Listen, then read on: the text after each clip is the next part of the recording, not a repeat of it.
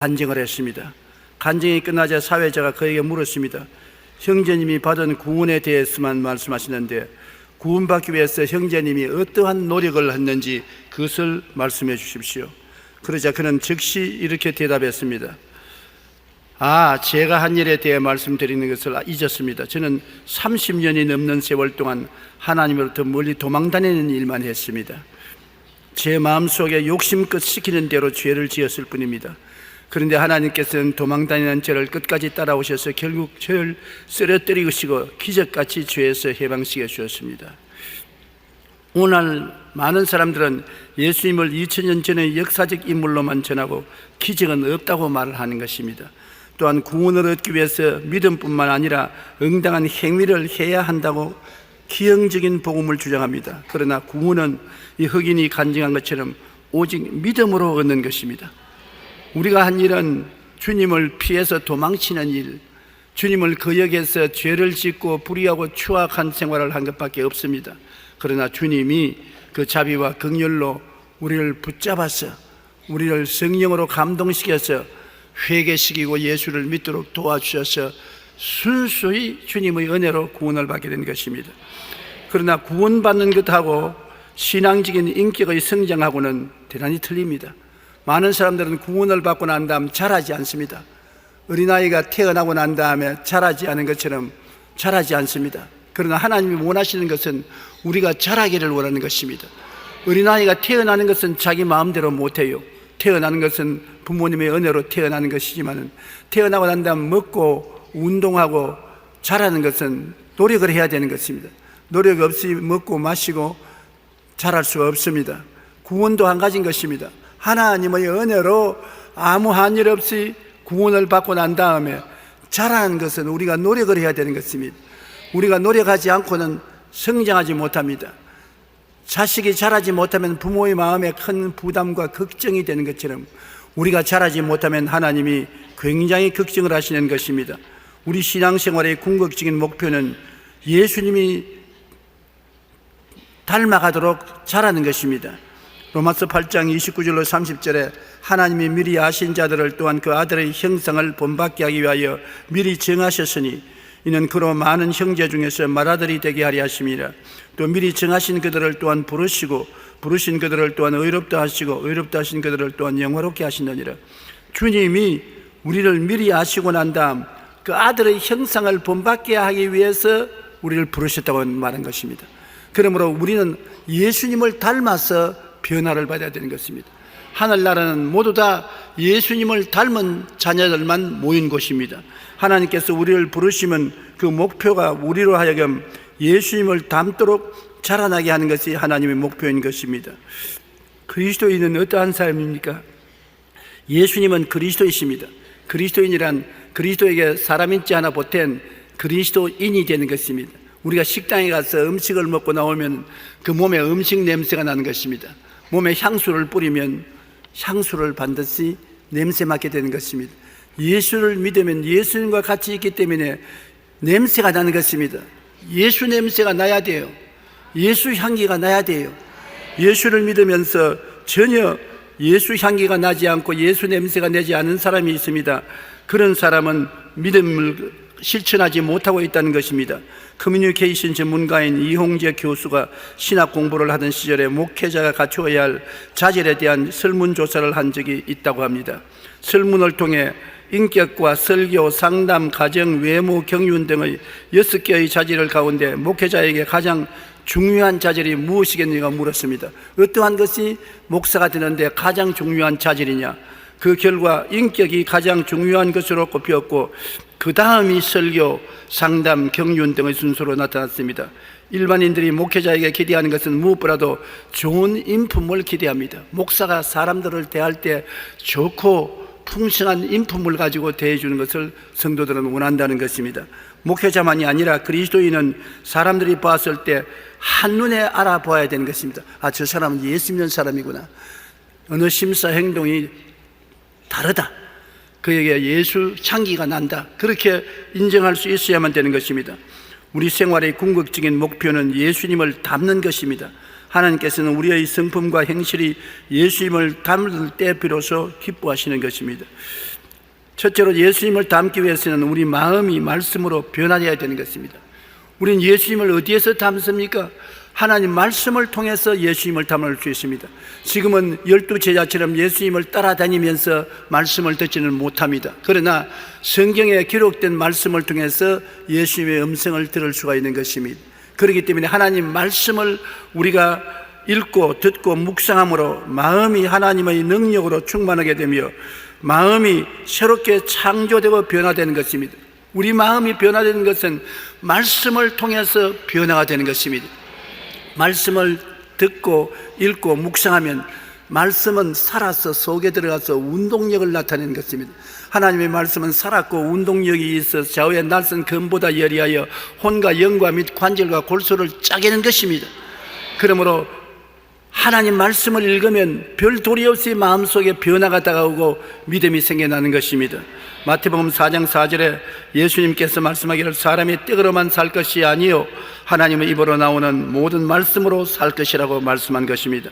우리가 세상에서 떡을 먹고 사는 것처럼 우리의 영혼은 말씀을 먹음으로 살게 되는 것입니다. 여호수아 1장 8절에 이 율법책을 내 입에서 떠나지 말게 하며 주야로 그것을 묵상하여 그 안에 기록된 대로 다 지켜 행하라. 그리하면 내 길이 평탄하게 될 것이라. 내가 형통하리라. 말씀을 주야로 묵상하고 입으로 시인하라는 것입니다. 그렇게 하면 우리 길이 평탄하게 되고 형통하게 된다는 것입니다. 우리가 할 수 있는 대로 하나님 말씀을 많이 읽고 묵상할 뿐 아니라 말씀을 외우는 것이 굉장히 좋습니다. 앉으나 서나 시간만 있으면 말씀을 외워서 말씀을 통하여 기도하는 것이 굉장히 도움이 되는 것입니다. 저는 항상 여러분께 말씀해 드리거니와 시편 23편을 주야로 외웁니다. 그것이 나의 양식입니다. 하나님은 나의 목자시니 내게 부족함이 없으리로다. 제가 나를 푸른 초장에 누이시며 쉴만한 물가로 인도하시는도다. 내 영혼을 소생시키시고 자기 이름을 위하여 의의 길로 인도하시는도다. 내가 사망의 음침한 골짜기로 다닐지라도 해를 두려워하지 아닌 것은 주께서 나와 함께 하심이라. 주의 지팡이와 막대기가 나를 안위하시나이다. 주께서 내 원수의 목전 앞에 내 상을 베푸시고 기름으로 내 머리에 바르시니 내 잔이 넘치나이다. 나의 평생에 주의 선하심과 인자하심이 정녕 나를 따르니 내가 야훼의 집에 영원히 거하리로다. 이 말씀을 여러분 매일 앉아도 외우고 서도 외우십시오. 그러면 말씀이 속에 들어가서 큰 위로와 평안을 주시는 것입니다.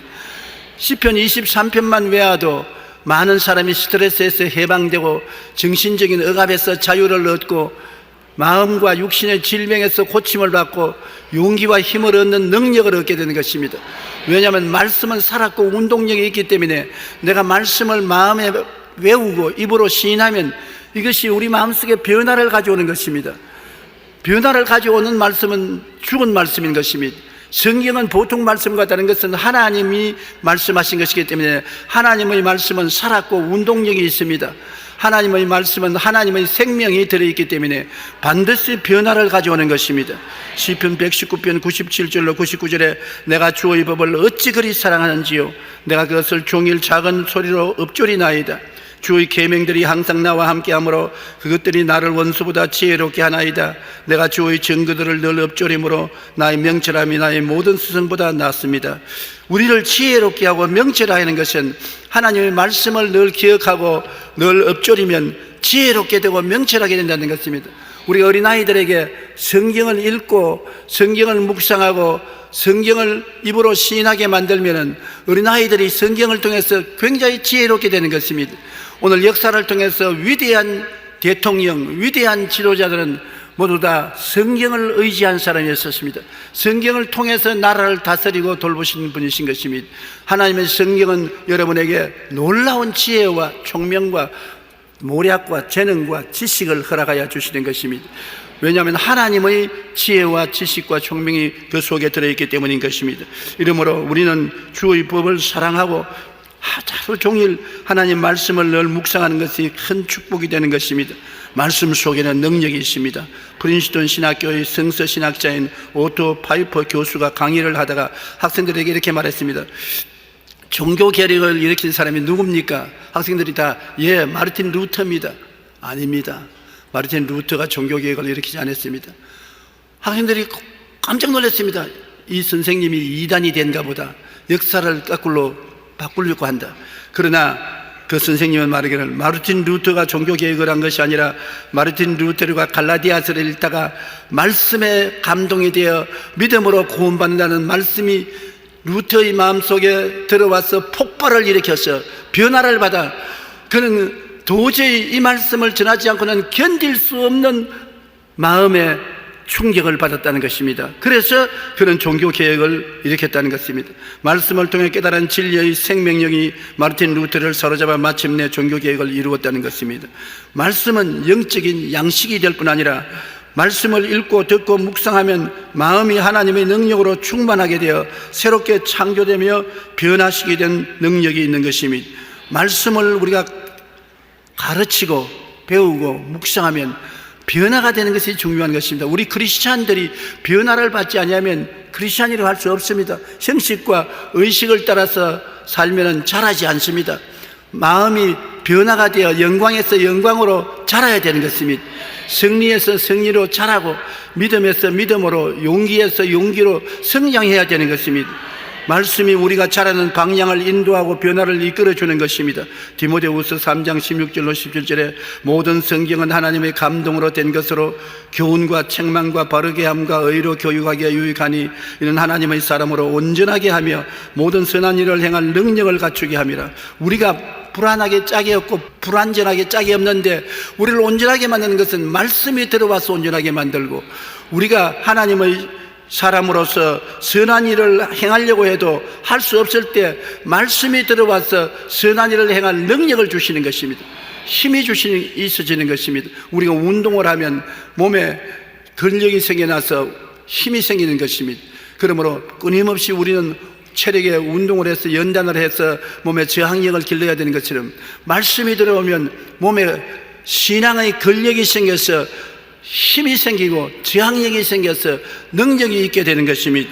그러므로 성경은 말씀하기를 너희가 거듭난 것은 썩어질 씨로 된 것이 아니요 썩지 아니할 씨로 된 것이니 살아있고 항상 있는 하나님의 말씀으로 되었느니라. 세상 씨앗은 땅에 심으면 썩어지지만은 말씀은 마음속에 들어와서 항상 살아있고 하나님께 능력을 주는 말씀으로서 역사하신다는 것입니다. 둘째로 인격적인 신앙인이 되겠다는 결심과 목표가 뚜렷해야 되는 것입니다. 우리가 예수 믿고 난 다음에 나는 그냥 예수만 믿고 형식적으로 의식적으로 살아갈 뿐 아니라 변화되어야 되겠다. 나는 신앙적으로 인격을 얻어야 되겠다. 우리가 태어날 때는 품성을 그대로 가지고 태어납니다. 성격이 급한 사람, 느린 사람, 또 마음이 좁은 사람, 넓은 사람, 태어날 때부터 그런 품성을 가지고 태어납니다만 신앙이 인격이 자라고 그리스도를 닮아 변화받고 사랑과 희락과 화평과 오래 참음과 자비와 양성과 충성과 온유와 절제와 같은 인격을 얻게 되는 것은 노력해야 되는 것입니다. 이는 가만히 있어야 되는 것이 아닙니다. 태어날 때 받은 품성은 부모로부터 유전을 받아 태어나지만은 신앙적인 인격, 캐릭터는 노력하고 애써야만 되는 것입니다. 믿고 난 이후에 인격적 성장에 무관심한 사람도 있고 세속적인 신앙에 취해 있는 사람도 있습니다. 마태복음 6장 24절에 한 사람이 두 주인을 섬기지 못할 것이니 혹 이를 미워하고 저를 사랑하거나 혹 이를 중히 여기고 저를 경히 여김이라. 너희가 하나님과 재물을 겸하여 섬기지 못하느니라. 우리가 예수를 믿는다는 것은 우리 마음속에 영원한 주인을 모신 것입니다. 우리 마음속에 세상을 꽉 들어 채워 있다가 세상을 쫓아내고 새로운 주인 하나님의 아들 예수님을 모셔드린 것입니다. 새로운 주인이 들어왔으므로 주인을 섬기고 모셔야 되는 것입니다. 주인 앞에 우리는 엎드려서 신발을 벗어놓고 종으로서의 헌신을 해야 되는 것입니다. 그런데 예수를 믿고 난 다음에 주인을 한쪽 구석에 물어놓고 여전히 세상이 꽉 들어차서 육신의 정욕과 안목의 정욕과 이생의 자랑을 따라 살고 세상의 쾌락에 젖어서 산다면 이러한 사람은 형식적인 신앙을 얻었지 성장하지 못한 무심한 사람인 것입니다. 디모데후서 3장 4절로 5절에 배신하며 조급하며 자만하며 쾌락을 사랑하기를 하나님 사랑하는 것보다 더하며 경건의 모양은 있으나 경건의 능력은 부인하는 자니 이런 자들에게서 돌아서라. 예수 믿는다고 하면서 믿을 수가 없어요.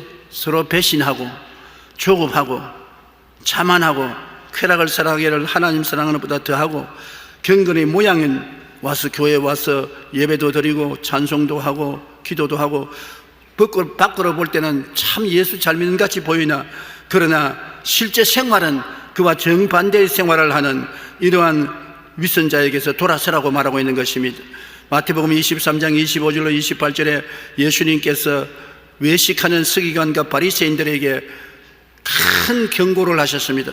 너희들은 대접의 겉은 깨끗하되 그 안에는 탐욕과 방탕으로 가득하다.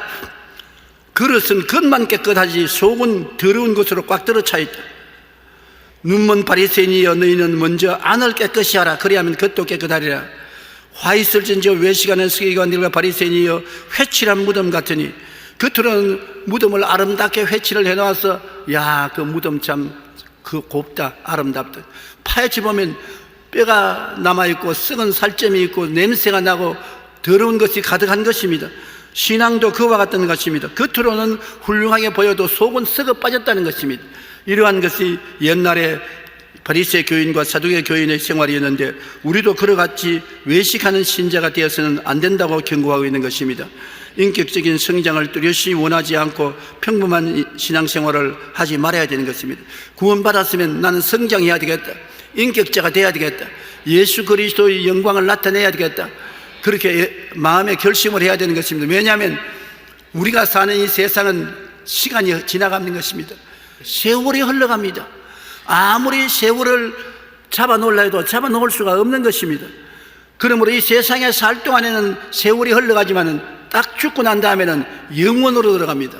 영원한 세상은 흘러가지 않습니다. 변화도 하지 않습니다. 이 세상에서 자란 그대로 들어가서 그대로 영원히 남습니다. 지옥에 떨어지면 영원히 지옥에 남아있지 다시 변화되어서 천당으로 올라가지 못합니다. 천당에 올라갈 때 중학생 정도로 인격이 성장해서 들어가면 영원히 중학생 정도로 사는 것입니다. 천당에 올라갈 때 대학원 졸업생 정도로 인격이 자라서 들어가면 영원히 대학원생 정도의 인격을 가지고 사는 것입니다. 그것이 뭐냐? 그릇이 적으면 은혜와 축복도 적고 그릇이 크면 큰 축복을 받는데, 천국에 들어가서도 똑같이 살 것으로 생각하지 마십시오. 이 세상에서 자란 분량대로 하늘나라에서 영광을 누리게 되는 것입니다. 적게 자란 자는 적게, 크게 자란 자는 크게 누리게 되는 것입니다. 그렇기 때문에 주님께서는 어찌하든지 여러분이 그리스도를 닮은 인격을 충만히 성장시켜서 예수님처럼 되라는 것입니다. 예수님처럼 하나님의 영광을 누릴 수 있게 되기를 바라는 것입니다. 아이고, 나는 턱걸이에서 천왕만 올라가면 되겠다, 그러면 할 수 없지요. 턱걸이로 올라가면 늘 하늘에 올라가서도 턱걸이로 살게 될 것입니다. 그러나 여러분, 영광으로 충만해서 올라가면 영원히 영광스러운 신앙생활 속에 살게 되는 것입니다. 에베소서 5장 8절로 10절에 너희가 전에는 어두움이더니 이제는 주 안에서 빛이라, 빛의 자녀처럼 행하라. 여러분은 빛입니다. 옛날에는 마귀에 속한 어두움이더니 이제는 빛입니다. 한번 따라 말씀하시죠. 나는 예수님 안에서 어두움이 지나가고 빛의 자녀가 되었다. 그러므로 빛의 열매가 맺어지는데, 빛의 열매는 착함과 의로움과 진실함이 있는 것입니다. 여러분, 사람이 마음이 착해지고 의로워지고 진실해지는 것은 빛이면 그 열매로서 나타나게 되는 것입니다. 골로새 3장 1절로 2절에 그러므로 너희가 그리스도와 함께 다시 살리심을 받았으면 위의 것을 찾아라. 거기는 그리스도께서 하나님 우편에 앉아 계시느니라. 위의 것을 생각하고 땅의 것을 생각하지 말라. 우리는 이 세상에 살면서 땅만 보고 살 수도 있고 위를 보고 살 수도 있는 것입니다. 땅만 보고 사는 사람은 구원받지 못한 육신에 속한 사람인 것입니다. 육신의 정욕, 암흑의 정욕, 이생의 자랑을 쫓아 소돔 고모라에 사는 사람들처럼 땅만 보고 살다가 나중에 멸망하는 것입니다. 예수 믿는 사람은 늘 위를 쳐다보는 것입니다. 아침에 자고 깨어나도 기도하고 찬송하며 위를 쳐다보고, 저녁에 잠들기 전에도 위를 쳐다보고, 예배에 만나도 위를 쳐다보고, 늘 하늘을 생각하고 하나님의 은총을 생각하고 하나님과 교제하는 삶을 사는 것입니다. 그러므로 우리는 그리스도와 함께 살리심을 받았기 때문에 늘 예수님 계신 곳을 바라보고 살아야만 되는 것입니다. 하나님의 뜻을 쫓아 예수님 제자가 되겠다고 굳게 결심을 하면은 우리는 로마서 12장 2절처럼 너희는 이 세대를 본받지 말고 오직 마음에 새롭게 함으로 변화를 받아 하나님의 선하시고 기뻐하시고 온전하신 뜻이 무엇인지 분별하도록 하라. 우리가 세상에 살면은 하나님이 이 정도면 됐다. 선하신 뜻도 있고, 하나님이 좀 더 잘하야 기뻐하시는 뜻도 있고, 하나님의 온전하신 뜻도 있는 것입니다. 여러분, 이 세상에 살면서 하나님이 선하신 뜻만 행하지 말고 좀 더 나아가서 하나님이 기뻐하시는 뜻을 행하고, 기뻐하는 뜻보다 더 나은 온전한 뜻으로 사는 우리들이 되면 얼마나 좋겠습니까? 오늘 많은 사람들이 예수 믿고 난 다음에 그저 이 정도 믿었으면 되었다, 하나님이 선하시다고 생각할 것이다, 그런 정도에 머무는데, 그러지 말고 한 걸음 더 나아가 하나님을 기쁘시게 하고 하나님이 온전하다고 인정하는 그런 신앙생활로 전진해 나가야 될 것입니다.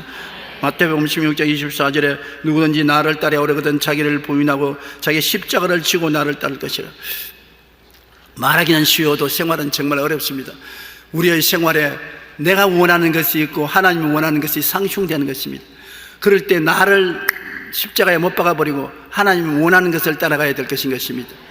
주일날 내가 꼭 교회에 나가야 되겠는데 친구들이, 동창들이 모여서 그날 운동하러 나가자고 합니다. 친구들이 야, 하루쯤 교회 안 나가도 된다, 우리와 오래간만에 만났으니 운동 한번 하자. 내가 하고 싶은데 거기 따라가면 주님의 뜻을 거역하는 것이고, 거기 안 따라가자면 친구들을 무시하는 것이고, 굉장한 갈등에 처하게 되는 것입니다. 그때 야, 그냥 갈 수 없으니까 내 기도나 좀 하고, 자기 혼자 주님 바쁘니까 좀 들으십시오. 그러고 성경 읽고 기도하고 오늘은 이것만 만족하고 주십시오. 그런다고 해서 하나님이 그를 용납하고 인정할 수가 없는 것입니다.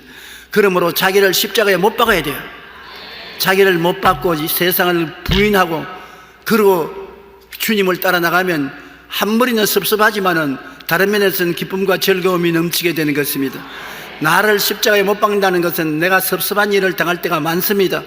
섭섭하더라도 나를 부인해야 되고 주님을 기쁘시게 하는 길을 택한다는 것은 참으로 온당한 일이지만은 노력을 해야 되고 투쟁을 해야 되는 것입니다. 쉽지는 않은 것입니다. 우리가 주님을 따라가면 열매를 맺고 하나님께서 영광을 드리고 주님의 참 제자가 될 수 있는 것입니다. 어느 교회 40대 부부를 대상으로 부부의 신앙생활에 관한 설문조사를 했습니다. 문항 중에 남편이나 아내의 신앙에 대한 평가를 하라고 했는데 152명이 대답을 했는데, 그 가운데 배우자의 신앙이 성숙한 편이라고 응답한 사람은 135명 중에 4명밖에 없었습니다. 부족하지만 노력하는 편이라고 응답한 사람은 24명이었습니다. 부족하면서도 노력도 하지 않는다 응답한 사람은 거의 대부분으로 124명이었습니다. 부부가 서로 볼 때 서로 형식적인 신앙을 하고 있다는 거 표현한 것이 124명입니다. 많은 사람이 신앙생활은 형식적으로 하거나 자기 뜻대로 하는 경우가 많습니다. 예수를 믿고 난 이후라도 인격적 성장에는 무관심합니다. 내가 뭐 인격적으로 잘하겠느냐, 예수 믿은 것만 해도 충분하다, 그렇게 해서 자기 마음대로 살고 무관심하게 사는 사람들이 많습니다. 신앙생활을 통해 인격적인 신앙인이 되기 위해서는 말씀에 따라 예수님 제자가 되겠다고 결심을 하고 목표를 정하고 십자가를 걸머쥐고 주님 따라가는 그러한 삶을 살아야 되기 때문에 희생이 따라오고 고통이 따라오는 것입니다. 잘하는데 고통이 안 따라올 수가 없어요. 잘하면 신발도 커짐으로 적은 신발은 벗어놓아야 되고, 옷도 커짐으로 적은 신발은 옷은 벗어놓고 큰 옷으로 갈아입어야 되고, 잘하는 때는 변화가 다가와야 되는 것입니다. 그런데 우리가 이러한 변화를 가져오려면 고통이 다가오는 것입니다. 내가 예수 잘 믿으려면 힘들어요. 신앙적인 인격을 가지려면 힘들어요. 성 내야 될 때 성은 못 내지요. 한 대 쥐어 받고 싶은데 못하는 것도 답답한 일이지요. 먹고 싶은 거 못 먹으니까 술병을 먹어도 옛날엔 제가 마셔서 괜찮았는데 아이고 마셔볼까 안 마셔볼까 고통스럽지요. 가고 싶은데 못 가니까 괴롭지요. 그러나 십자가를 걸머쥐어야 되기 때문에 이런 고통을 참아야 잘하는 것입니다. 그럼 내가 참을 수가 없는데요, 난 내 힘으로 도저히 안 되는데요. 그래서 성령님의 도우심이 필요한 것입니다. 우리 하나님께서 우리가 능력이 없다는 것을 알고 계십니다. 그렇기 때문에 우리를 돕는 자 성령을 보내주신 것입니다. 성령을 다른 보혜사라고 말하는 것입니다. 다른 보혜사는 예수님과 꼭 같으나 다른 분을 말하는데, 보혜사는 하나님께서 보내심을 받아 우리를 돕기 위해서 항상 우리와 같이 계신 분을 말하는 것입니다. 우리와 같이 계셔. 지금 이 자리에 성령이 여러분과 같이 계시는 것입니다. 따라 말씀해서 보혜사는 나를 돕기 위해서 하나님께로부터 보내심을 받아 항상 같이 계신 분이다. 그러므로 이 자리에 항상 같이 계셔요. 하나님 말씀이 그렇게 우리에게 보증을 하셨습니다. 또 그리스도께서 너희 안에 계시면 몸은 죄로 인하여 죽은 것이나 영은 의로 말미암아 살아있는 것이라. 예수를 죽은 자 가운데서 살리시니 영이 너희 안에 거하시면 그리스도 예수를 죽은 자 가운데서 살리시니가 너희 안에 계시는 그 영으로 말미암아 너희 죽을 몸도 살리시리라. 우리가 예수를 믿으면 그리스도와 함께 십자가에 못 박혀 옛사람은 죽고 우리 속사람이 살아나서 영이 살아났지 않습니까? 그러면 살아나면 하나님의 성령이 우리 몸속에 와서 거하시면 성령이 우리 영혼만 도와주는 것이 아니라 죽을 육체도 치료하여 도와주신다. 나는 그런 것을 종종 체험합니다. 몸이 굉장히 피곤하고 지치고 오늘은 강단에 서서 설교할 수 없겠다고 생각할 때도 성령이 계시지 않느냐, 성령이 죽을 몸도 살리신다고 했었는데 내 몸이 죽을 것 같으나 성령이 다시 살리는 힘을 주실 것이니 성령을 믿고 나가자. 그래서 담대하게 나가서 설교를 시작하면 제일 처음에는 흔들흔들하고 넘어질 것 같으나 점점 강해져서 나중에는 성령의 힘이 몸을 완전히 새롭게 하는 것을 느낄 수가 있는 것입니다. 한두 번 체험했으면 모르겠거니와 늘 체험하는 것입니다. 한 번은 세상 뜻인 하용조 목사님이 저보고, 조 목사는 어떻게 생각할지 모르겠지만 나는 일주일에 이 신장 투석을 3번이나 하고 매일같이 죽음 직전에 서 있습니다. 나의 삶이란 죽음과의 몸부림입니다. 그래도 내가 항상 설교하라고 설교만 하면 새 사람이 되고 설교 끝마칠 때까지 기운이 충만해지는 것입니다. 나는 그런 체험을 하는데 조 목사는 그런 체험을 해본 적이 있습니다. 그래서 나도 갔습니다. 나도 동창생이니까 그 참 하나님께 감사하고 성령이 도와주시는 한도 내에서는 우리가 어떠한 연약도 이길 수가 있다고 내가 보증을 한 것이 있습니다. 여러분, 하나님 성령께서는 우리 연약함을 도와주시는 것입니다. 그리고 그 다음 하나님께서 우리를 도와주시기 위해서는 우리가 주님께 도움을 구해야 되는데 보통 때 자기가 잘 나갈 때는 주님을 잊어버립니다. 제자들이 여러분 배를 타고 갈릴리를 건너갈 때 평안하고 좋았습니다. 푸른 하늘, 조용한 물결, 순풍이 다가오니 기분이 좋고 해서 예수님 필요 없었어요. 예수님을 혼자 내버려 두었었습니다. 예수님은 아무도 대화해 주는 사람이 없기 때문에 배 한 머리에 손베개를 하고 주무셨습니다. 그런데 바람이 갑자기 불고 파도가 치고 물이 넘쳐서 배에 물이 스려 들어오고 배가 침몰할 위기에 처하니까 그때 고통 속에 제 아들이 누구를 생각했냐? 이제는 세상 즐거움이 순식간에 사라지고 자기를 고통에서 건져줄 예수님이 필요했습니다. 차는 예수님을 째흔들었지만 주님 우리가 죽게 되었사오니 우리를 죽도록 내버려 두지 마시옵소서. 주님께서 일어나서 바람과 파도를 꾸짖으시니 즉시로 조용해졌습니다. 그때 예수님께서 너희 믿음이 어디 있냐고 꾸짖으신 것은 우리가 좋을 때는 우리 믿음이 세상에 있지요. 주님을 찾지 않습니다. 고통이 있어야 주님을 찾습니다. 그렇기 때문에 예수 믿는 우리들이 자라게 하기 위해서는 주님께서 사망의 엄침한 골짜기로 지나게 만들어주는 것입니다. 좋을 때는 예수님을 찾지 않는데 사망의 엄침한 골짜기를 찾으면 주님이 같이 계신가 찾기 시작하는 것입니다. 주님이 있어야 살아날 것이니까. 물에 빠진 사람은 뭐라도 잡지요? 지푸라기라도 잡습니다.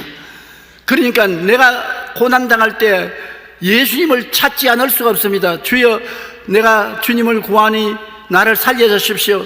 그리고 맹세도 많이 합니다. 살리만 주면 이제 주일 열심히 지키겠습니다. 11조 꼭 내겠습니다. 전도 열심히 하겠습니다. 변화받겠습니다. 나중에 지키지도 못할 일을 맹세를 수두룩히 하지요. 그러나 고통을 당해야 자기 연약함을 깨닫게 되는 것입니다. 연약할 때 주님께 의지하면 주님의 은혜가 우리를 점령할 수 있는 것입니다. 우리가 스스로 강해서 주님께 의지하지 않냐고 주님을 뿌리치면 주님이 어찌할 도리가 없어요. 제가 늘 D.L. 무디 목사님과 그 딸의 이야기를 하는데 D.L. 무디 목사님이 그 딸을 데리고 얼음판을 지나갈 때 그 딸이 아버지 손 놔, 나 손 잡지 마, 나도 걸어갈 수 있어. 아버지가 위험한데 잡지 마. 그러다가 미끄러져서 엉덩방아를 쾅 찍었습니다. 그러자 우니까 아버지가 손을 탁 잡았습니다. 그래가 가다가 미끄러지면 아버지 손에 달랑 달립니다. 그가 미끄러져서 엉덩방아를 찍었기 때문에 아버지 손을 잡는 것입니다. 안 그러면 아버지 손을 잡지 않아요. 여러분도 엉덩방아를 찍어야 예수님의 손을 잡습니다. 고통스러워야 예수님의 손을 잡습니다. 예수님의 손을 잡으면 예수님의 지팡이와 막대기가 와서 여러분을 변화시켜 주시는 것입니다. 예수님의 지팡이는 예수님의 지혜와 총명과 모략과 재능과 지식이 체험되게 만들어 주시고, 막대기는 예수님의 권세와 능력을 체험하게 해주는 것입니다. 예수님의 지혜와 총명과 모략과 재능과 예수님의 권세와 능력을 체험해서 변화되는 것입니다. 인격이 변화돼요. 한 대 얻어맞고 고통을 당하고 나면 아유, 옛날에 잘못하다가 호통하니 또 그런 거 안 당해야 되겠다. 그래서 변화되는 것입니다. 사람은 자기가 고통당한 만큼 변화되는 것입니다. 고통당하지 않고 변화된 사람은 없습니다. 여러분, 인생에 아무런 고통 없이 편안하고 안락한 중에서 예수 믿는 사람 몇 사람이 있습니까? 여러분, 누구든지 손가락 밑에 바늘이 들어가도, 가시가 들어가도 아팠으니까 예수 믿고 나왔지, 모든 것이 편하고 좋았으면 안 믿을 사람 많습니다. 그러므로 고통이 반드시 나쁜 것은 아닌 것입니다. 우리를 믿고 변화시키는 데는 고통이 필요한데, 하나님이 감당할 만치만 고통을 주시는 것입니다. 초등학교 고통밖에 못 받을 것 같으면 초등학교 정도밖에 안 주시는 것입니다. 중등만은 하면 중등, 고등학교 정도 되면 고등 대학이면 대학 같은 고통을 당할수록 많이 깨어지고 그릇이 커지고 인격이 성장하게 되는 것입니다. 그러나 감당치 못할 것은 안 하는 것입니다. 그렇기 때문에 하나님은 여러분의 협조가 필요한 것입니다. 고린도후서 12장 9절로 10절에 나 여러 연약한 것들에 대하여 자랑하리니 이는 그리스도의 능력이 내게 머물게 하렴이라. 이는 내가 약할 그때에 강함이라. 내가 약할 때 주님이 강하게 임하시는 것입니다. 약할 때 주님이 능력이 임하여서 나를 붙들어 주는 것입니다. 그러므로 약한다는 것은 내가 시험과 환난을 당하고 고난을 지날 때 약해지는 것입니다. 로마서 8장 26절로 27절에 성령도 우리 연약함을 도우시나니 우리가 마땅히 기도할 바를 알지 못하나 오직 성령이 말할 수 없는 탄식으로 우리를 위하여 친히 간구하시느니라. 마음을 살피신 이가 성령의 생각을 하시나니 이는 성령이 하나님의 뜻대로 성도를 위하여 간구하심이라. 보십시오. 성령이 우리와 같이 계셔서 우리가 약해서 흔들거릴 때 우리를 붙잡아 주시고 우리를 통해서 대신 기도해 주시는 것입니다. 방언기도요. 방언기도는 성령이 우리를 위해서 대신 기도해 주시는 것입니다. 하나님이 성령의 기도를 들으시고 우리를 도와주시는 것입니다. 우리 힘으로 못하니까 하나님 성령이 와서 우리를 성령의 기도까지도 도와주시게 되는 것입니다. 그래서 우리를 자라게 만들어 주시는 것입니다. 우리는 성령이 와서 계심으로 성령과 인격적인 교통을 해야 되는 것입니다. 요한복음 14장 16절로 18절 내가 아버지께 구하겠으니 그가 또 다른 보혜사를 너에게 주사 영원토록 너희와 함께 있게 하시리니 그는 진리의 영이라. 그는 너와 함께 거하시며 또 너희 속에 계시겠느니라. 내가 너희를 고아와 같이 버려두지 아니하고 너희에게로 오리라. 주님께서는 떠나가실 때 우리에게 주님과 꼭 같은 다른 보혜사를 보내주시기도 했는데, 보혜사 성령은 예수님과 꼭 같은 하나님으로서 성령이 우리 속에 와서 계시는 것입니다. 그런데 성령은 인격자이기 때문에 교통을 해야 되는 것입니다. 여러분, 결혼할 때 결혼식만 하면 부부가 되었다고 생각하면 안 되는 것입니다. 법적으로 부부가 되었지요. 그런데 그 다음부터 대화가 있어야 부부가 되는 것입니다. 아침 먹고 점심 먹고 저녁 먹고 같이 살면서 좋은 일과 슬픈 일을 같이 나누고 이야기하며 앞에서 끌어지고 뒤에서 밀며 생활을 하나로 살아가는 대화가 있어야 부부가 되지, 그냥 결혼했다고 부부가 되는 것은 아닌 것입니다. 대화를 한다는 것은 여러분 관심을 기울여야 되는 것입니다. 남편도 아내와 대화를 하려면 관심을 기울여야 돼요. 그냥 직장에 와서 우통 벗어놓고 밥 먹고 난 다음 자자 자고, 그 다음 아침에 일어나서 아침밥 먹고 그냥 간다 그럼 가고, 그렇게 하면 그 부부가 올바른 가정생활이 될 것이냐? 안 되는 것입니다. 부인도 남편과 대화를 하지 않고 아침밥만 먹으면 빨리 청소해 놓고 난 다음에 자기 친구들과 놀러 가고 모임에 가고 혹은 직장에 나가버리고 늦게 들어와서 저녁에 남편은 밖에서 먹고 오시오, 나는 오늘 바빠서 못 들어옵니다. 그와 같이 하면 대화가 안 되기 때문에 깨어집니다. 오늘날 많은 가정이 깨어지는 이유는 대화가 없습니다. 남편도 아내를 모르고 아내도 남편을 모르고 좋은 일도 나누지 못하고 슬픈 일도 함께 길머지지 못합니다. 대화가 안 되니까 그저 동거인으로 있다가 헤어지고 마는 것입니다. 만날 때도 별 볼일 없이 만났겠지만 헤어질 때도 슬픔도 없이 헤어지는 것입니다. 동거인으로 있다가 빠이빠이 하면 그뿐인 것입니다. 오늘날 성령을 그와 같이 모시고 있으면 안 됩니다. 예수 믿고 성령이 우리와 은혜 들어와 계시면 그저 계시는가 보다 그러고 나는 내 마음대로 생활하는 것입니다. 관심이 없습니다. 관심이 없으면 사랑이 없는 것입니다. 사랑은 관심을 기울이는 것입니다.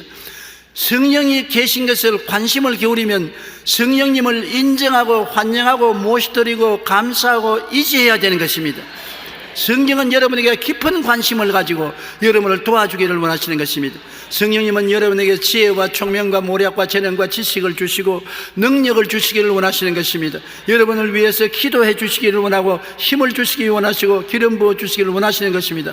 그런데 여러분이 관심을 기울이지 아니하면 성령께서 외롭게 혼자서 어떻게 대화를 합니까? 혼자서 대화가 안 되는 것입니다.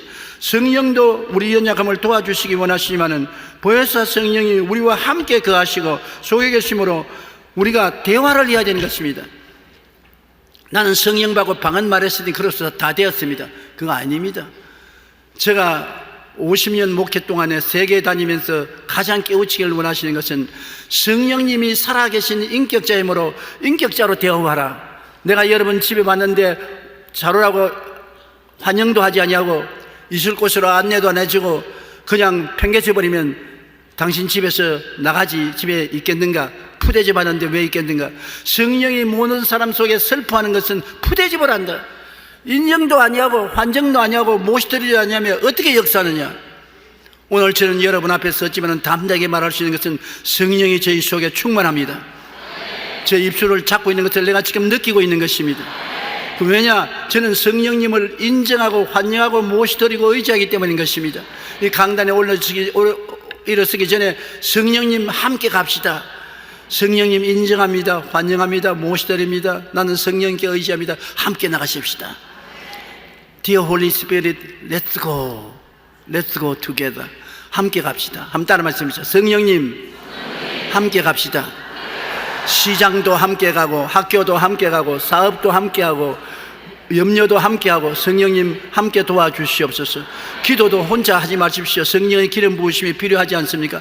성령님 기도하오니 기름 부어 주시겠어. 성령님이 기도의 능력을 주시옵소서. 우리의 모든 생활에 성령님은 돕기 위해서 와 계신 것입니다. 성령님의 도움을 받지 않으면 여러분 손해입니다. 성령님은 아무것도 안 하기 위해서 와 있지 않습니다. 돕기 위해서입니다. 그런데 성령님이 도우시면 몸이 쩌릿쩌릿하든지 몸이 흔들리든지 떨리든지 해야 되죠. 대개 주님이 몸을 떨리게 하든지 쩌릿쩌릿하게 하는 사람은 아주 신앙이 어린 사람이 그렇게 하지, 성장한 사람은 그렇게 하지 않습니다. 아무 소리도 없고 느낌도 없고 아무 일도 안 한 것 같지만은 성령님은 여러분 믿음을 통해서 역사하는 것입니다. 여러분도 아는 듯 모르는 듯 여러분 가운데 역사하는 것입니다. 오늘 공기가 있지 않습니까? 공기가 여러분 꼭 바람이 되어야 있는 것이 아닙니다. 공기가 있는 것 느끼지 않아도 항상 공기가 있기 때문에 숨쉬고 살지 않습니까? 폭풍우가 되어서 불어오고 나무가 뽑히고 집이 날아가고 그렇게 해야 바람이 있는 것이 아닙니다. 그건 특수한 때고 조용하고 소리도 없이 느끼지 못해도 공기가 있어서 숨쉬고 사는 것처럼 성령님은 지금 여러분과 잠잠히 계신 것입니다. 고요하게 계신 것입니다. 그러나 성령은 여러분과 함께 계십니다. 도움을 청하십시오. 도와주십니다. 안 믿는 사람은 성령이 안 계시지만 여러분 성령이 계시기 때문에 성령으로 말미암아 초인적인 삶을 살 수 있는 것입니다. 보통 사람보다 훨씬 다른 능력 있는 삶을 살아갈 수가 있는 것입니다. 그렇기 때문에 하나님께서 우리에게 축도할 때 주 예수 그리스도의 은혜와 하나님의 사랑과 성령의 교통하심이 너희 가운데 있을지라 했습니다. 하나님은 그리스도의 은혜가 우리와 같이 있고 사랑이 같이 있어도 이는 성령의 교통을 통해서 너희 것이 된다는 것입니다. 성령은 우리와 교통하면 예수님의 은혜를 퍼부어 주시고 교통을 통해서 하나님의 사랑을 우리에게 체험하게 해주시는 것인데 성령이 교통 안 하면 예수님의 은혜도 사랑도 체험하지 못하는 그림의 떡이 되고 마는 것입니다. 오늘날 가장 중요한 것은 우리 신앙이 자라기 위해서는 성령과의 교통을 해야만 되는 것입니다. 그래서 성령님의 은혜로 여러분의 감정도 달라지고 소원도 달라지는 것입니다. 골로새 3장 7절로 10절에 너희도 전에 그 가운데서 할 때는 그 가운데서 행하였으나 이제는 너희가 모든 것을 벗어버려라. 옛사람을 벗어버려라. 곧 옛사람이 어떤 사람이냐? 분함과 노여움과 악의와 비방과 입의 부끄러운 말이라. 너희가 서로 거짓말을 하지 말라. 옛사람과 그 행위를 벗어버리고 새 사람을 입었으니 이는 자기를 창조하신 이의 형상을 따라 지식에까지 새롭게 하심을 입은 자니라. 이렇게 옛사람을 벗어버리는데 내 힘으로 못 벗고 성령님이 도와주신다는 것입니다. 젊을 때는 옷도 자기 마음대로 탁 벗었다가 팍 입었다가 하지 않습니까? 그러나 나이를 먹으면 돕는 자가 필요해요.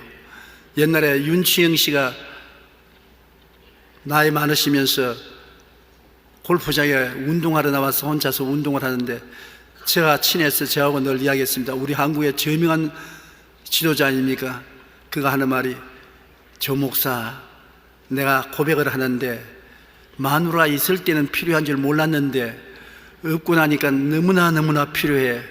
뭐가 필요하니까 내 혼자 양말을 신을 수가 없어. 마누라 있을 때는 낑낑거리면서도 양말을 신겨주고 옷도 벗겨주고 옷도 입혀주고 그렇게 해주는데 마누라 없으니까 당장 양말을 내 혼자 신으려니까 양말을 신기가 얼마나 힘이 들고 옷 벗기도 힘이 들어서 겨우겨우 옷을 벗고 옷을 입는다네. 그러므로 마누라 있을 때 중요한 걸 알아라. 죽고 나면 나처럼 후회하지 말고 그렇게 말하더라고요. 성령도 여러분 우리에게 옛사람을 벗었는데 여러분 힘으로 못 벗어요.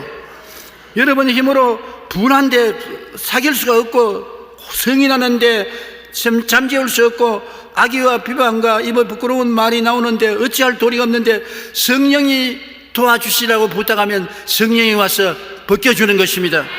성령이 우리 분함도 가라앉혀 주시고 노여움과 악의와 비방과 입술에 부끄러운 말도 제하여 주시고 거짓말도 제하여 주시고 옛사람과 그 행위를 벗어버리게 도와주시는 것입니다. 그러므로 여러분 성령으로 말미암아 여러분의 감정과 소원과 생활이 달라져야만 되는 것입니다. 내 힘으로 안 되니까 여러분 성령의 도우심을 간구하십시오. 마지막으로 우리가 세상의 언어와 천국 언어가 있다는 것을 알아야 되는 것입니다. 언어는 마음의 표현의 도구인 것입니다. 선한 사람은 마음에 쌓은 선에서 선을 내고 악한 자는 그 쌓은 악에서 악을 내나니 이는 마음에 가득한 것을 입으로 말한다 것입니다. 마음에 가득한 것이 입으로 말합니다. 말로서 나오는 것입니다. 세상 언어는 세상의 길, 천국 언어는 천국 문화의 가슴을 안고 있는 것을 밖으로 나누는 것입니다. 온순한 혀는 곧 생명나무이지만 패역한 혀는 마음을 상하게 한다고 말하는 것입니다. 말과 성품은 동반자인 것입니다. 말이 어떠하면 그 사람도 그렇게 합니다. 말이 흉악한 말을 하고 악한 말을 하고 상처 입힌 말을 하면 그 사람이 그런 사람입니다. 속도 그렇습니다. 그러나 말이 고운 말, 아름다운 말, 사랑의 말, 깨끗한 말, 신령한 말을 하면 그 사람은 그런 사람이고 자기 친구도 환경도 변화시키는 능력을 나타내는 것입니다. 선한 말은 꿀송이 같아서 마음에 달고 뼈에 양약이 된다고 말한 것입니다. 말은 여러분 자기를 변화시키고 이웃을 변화시키는 능력이 있는 것입니다. 에베소 4장 29절로 32절에 무릇 더러운 말은 너희 입 밖에도 내지 말고 오직 덕을 세우는 데 소용되는 대로 선한 말을 하여 듣는 자들에게 은혜를 끼치게 하라. 하나님의 성령을 근심하게 하지 말라. 그 안에서 너희가 구원의 날까지 인치심을 받았느니라. 너희는 모든 악독과 노함과 분냄과 떠드는 것과 비방하는 것을 모든 악의와 함께 버리고 서로 친절하게 하며 불쌍히 여기며 서로 용서하기를 하나님이 그리스도 안에서 너희를 용서함과 같이 하라. 우리가 말을 통해서 이렇게 변화된다는 것입니다. 내가 악한 말을 하고 남을 모욕하는 말을 하면은 그 마음도 그렇게 변화되고 이웃 사람도 그렇게 만드는 것입니다. 그러나 성령의 도우심을 받아서 모든 악의와 함께 비방하는 말과 악독과 분냄과 떠드는 것을 버리고 친절하게 하고 불쌍히 여기고 용서하는 말을 하면은 하나님의 성령께서 이것을 받아서 여러분도 그렇게 변화시키고 이웃도 변화시켜 주시는 것입니다. 말이 여러분의 인격을 변화시키는 것입니다. 내가 좋다고 말하면 나도 좋아지고 이웃도 좋아집니다. 내가 나쁘다고 말하면 나도 나빠지고 이웃도 나빠지는 것입니다.